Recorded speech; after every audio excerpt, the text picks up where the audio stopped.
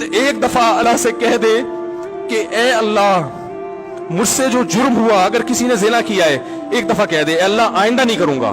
اگر کسی نے شراب پی ہے ایک دفعہ کہہ دے کہ اے اللہ آئندہ نہیں پیوں گا. اگر کسی نے اپنے والدین کو ستایا ہے ایک دفعہ کہہ دے اے اللہ آئندہ نہیں ستاؤں گا. اگر کسی نے وراثت کھائی ہے ایک دفعہ کہہ دے اللہ حق واپس کروں گا، آئندہ کسی کا حق نہیں دباؤں گا. اگر کسی نے انٹرنیٹ پر بےہودہ فحش فلمیں دیکھی ہیں ایک دفعہ کہہ دے اللہ دیکھ چکا آئندہ بولو بھائی نہیں دیکھوں گا. اللہ فرماتے ہیں اس کے کہنے میں تاخیر ہو سکتی ہے.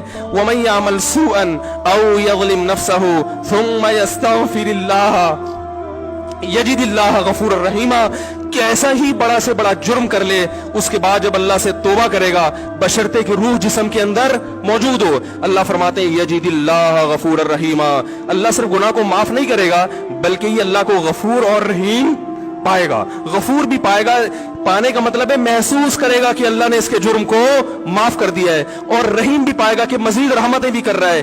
یہ اس وقت تک اللہ کی طرف سے بھائی پیکیج ہے جب تک روح جسم کے اندر موجود ہے، کیونکہ غیب کا معاملہ ہے. جب اس روح اور جسم کا رشتہ کمزور ہو گیا ایڑیاں رگڑتے رہو گے لیکن اللہ توبہ قبول کرنے کے لیے تیار نہیں ہوگا.